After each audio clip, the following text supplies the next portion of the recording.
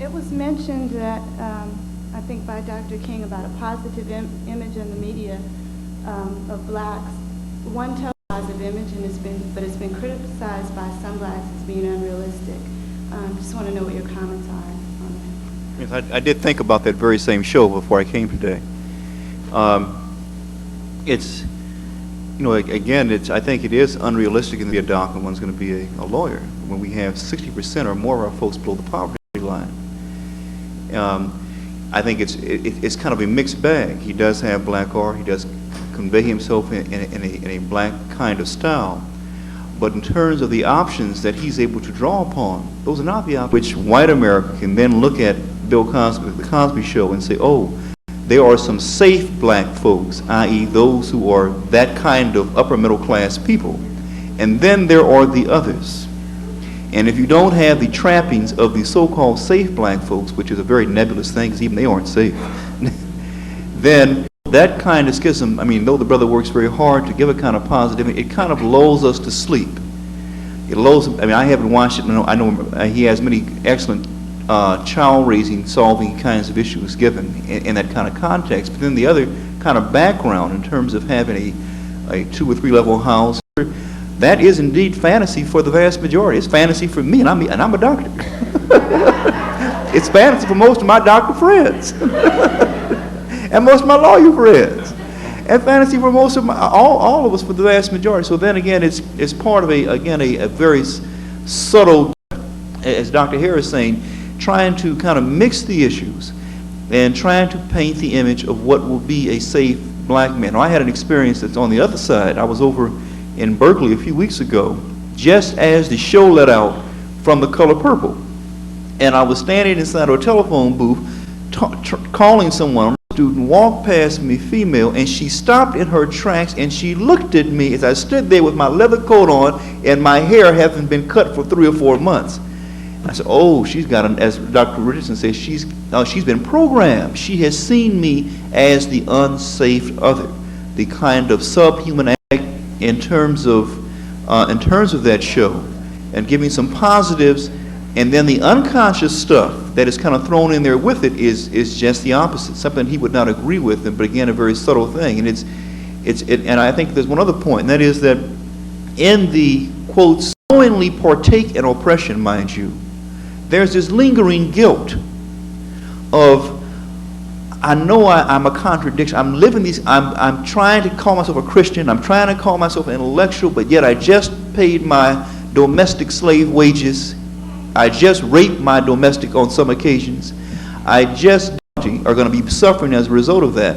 And so they many times long for a kind of escapism by seeing a black family that they can call safe and can identify with and hope, well, some of them survived, so maybe some others will survive. But in fact, the reality is that the underclass has grown dramatically in these past 10 years. The level of oppression on everyday work jobs for even than it was when I came out 10 years ago. And the kind of mind games that are being played. It's not enough to get a paycheck. You've also got to buy the coat. You've got to wear the right kind of dress, talk the right kind of way, have the right kind of nuances, and still get slapped in the face and smile. So it's a heavy game. Thank you. May I speak to that issue?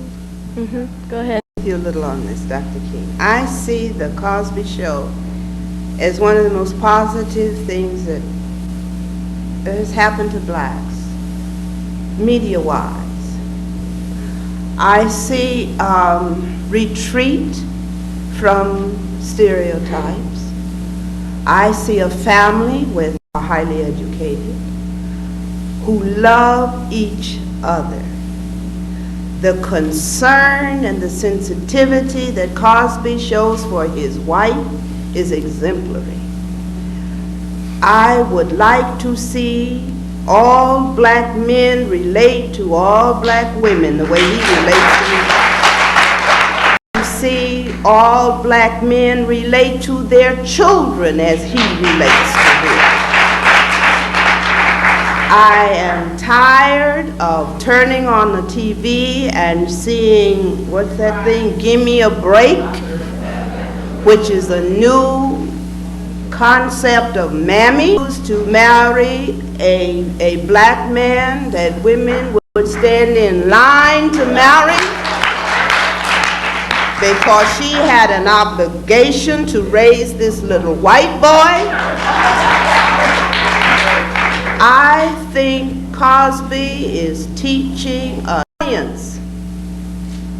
Must understand that she can be a lawyer if she chooses to be, and that every young man can be a doctor if he chooses to be, and that a young black son does not have to be a football player, which is an issue he dealt with, not judgmentally, but the reason the son needed to tell his parents that that marijuana in that book was not his was not because he was as vulnerable as any other black male, but because he wanted his parents to trust him. Most positive statement that I have seen on television for black people, and it gave to black parents a sensitive way of dealing with what is perhaps the biggest threat to blacks in this country, and that is dope. We are being destroyed by dope. And some of the people are some of the biggest users of cocaine because they have bought the idea that this is somehow a status symbol, because you have to pay more to buy cocaine than to buy heroin. I love that show. I love it. The parents relate to each other. I love the way the parents relate to the grandparents. I love that built-in respect, generation-wise, gender-wise. I think it is positive. I do not believe that for a thing to be authentic, it has to be built on the premise. I believe we deserve more.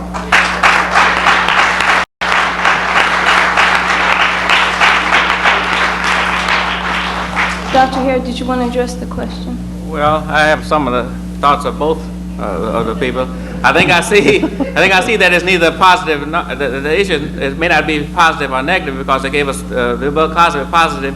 They gave us the color purple negative, and I think they don't care. I think the issue is that they don't black physicians and so on. They can still deal with the issues of the black race, the black uplift of the black race, rather than just being a colored soap opera or something like that, where you show how we can be nice with each other, and in fact create dissatisfaction in people's women's with their men who don't do this, don't know how to do this. They're not trained to do this, maybe, to be so nice and loving and whispering and all that. It'd be fine to have the Bill Cosby show if they also would give a show that would take this issue seriously. And you can have kings, anything you want in there, as long as you deal with the most dramatic and most crucial issues of our time, which are those of racial oppression and the like, and not little things about how we can smile and grin at each other better. Let me answer. I got the answer. Into it much. My father loved my mother. My mother loved my father. Okay? I believe that is true for the majority of black people in this country, or we would not even be here. The hatred between us is the need to deal with that today. But if you live in a capitalist nation and your men are deprived from maximal involvement and participation in that process, the very fact that any black woman could love a black man is a statement on the love black men we must make. And that to me is a statement that Cosby show makes, that his wife makes for him, that my husband makes for me, that Dr. King's wife makes for him. In spite of all of the things that we know you've had to deal with, we still see you as man, and we love you as such. Okay, after that discussion about Bill Cosby, my question might seem a little anticlimactic.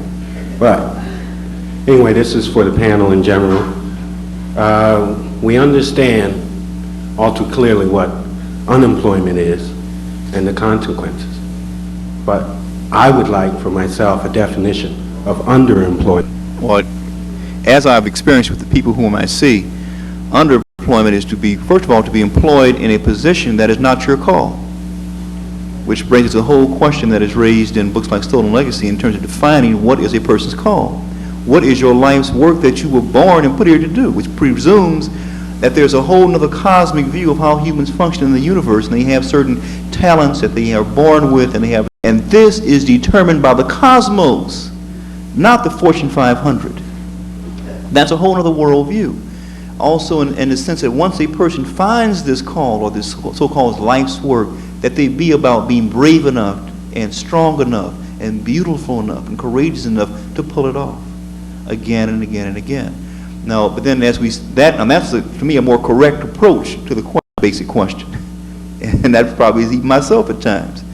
That in pursuing that people are basically pursuing a question in terms of the best paying job with the least amount of risk in various factors.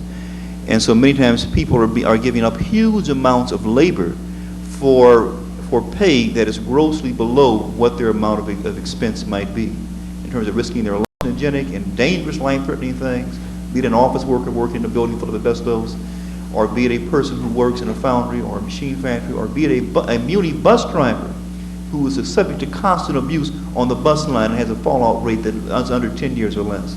So underemployment has to do with, as I would see it, a person who was working in a job, others who are receiving much more in the way of compensation, be it a domestic who works in the hotels and then sees a European become in the same hotels and become their supervisors in 6 months or less and can't even barely speak English. Or be it, I mean, all kinds of subtle games in which you take people who are recent immigrants to this country who are being used to displace other workers. Another example, one last will comment, one of the major games going down, these senior employees are being played at one kind of pay scale, and now the unions who have been corrupted and forced to back off, that the new employees are forced to work at a pay scale 1/2 of that as a former entry-level pay, forcing the workers to fight amongst themselves. And usually setting conditions such that on Muni, for example, in the Muni at this time, a new rule is in effect that if a driver has more than 5 accidents, and no one can pass that. So it means that the older workers are being fired, new ones are going to come on and be fired too. So underemployment, as I see it, has a number of issues. Certainly as it applies to black folks, they have always been grossly they usually have not any employment and jobs that they couldn't find employment in, particularly now with all the cutbacks that are now taking place. And I'd like to add something. Perhaps an illustration of that, if you need an illustration, was the fact that we had some of the most highly trained janitors in the world. We had people who had earned doctorates who could not get a job in the particular available jobs. And most of those then were the service jobs, the janitor jobs. But they did it because they had an obligation to a family. And so the man who had earned a right because of his acquired skills to assume and aspire to a better pay person could take, not because he wanted to, but because he had an obligation to a family. And we're talking about power relationships, and you alluded to the new niggers here. They, you are seeing, are now doing those jobs, the shit jobs, as the West Indian calls them, right? It is a relationship, always be at the pinnacle of power. They manipulate people, they play them like chess pieces against each other. About 10 or I like to add a little thing to keep your eyes on. And 10 or 20 years from now, don't wait for Bill Maher or somebody to tell you. There's a little doozy called comparable worth, which they come up with, where they're going to give mass transfer of wages and wage jobs of people predominantly by them. The jobs of the black women are jobs of the black men, and you'll find that the jobs that black men have going not rising in the pay, as this comparable worth issue now called equity when comparable worth didn't rise. And then you'll find their jobs going up, and there's only limited money in the pot. If it goes over to that mass group, it will not go to this group. And so do not be surprised when you find that your relative economic ability of the reparations to put with that men's money, again, the middle class white man, and raise everything. So do not be surprised. Just remember that I told you so 10 or 20 years from now, when they take the money and you're belly aching about the fact that the black man's worse off than he is now. It was mentioned earlier about the attempts of Europeans to control reproduction.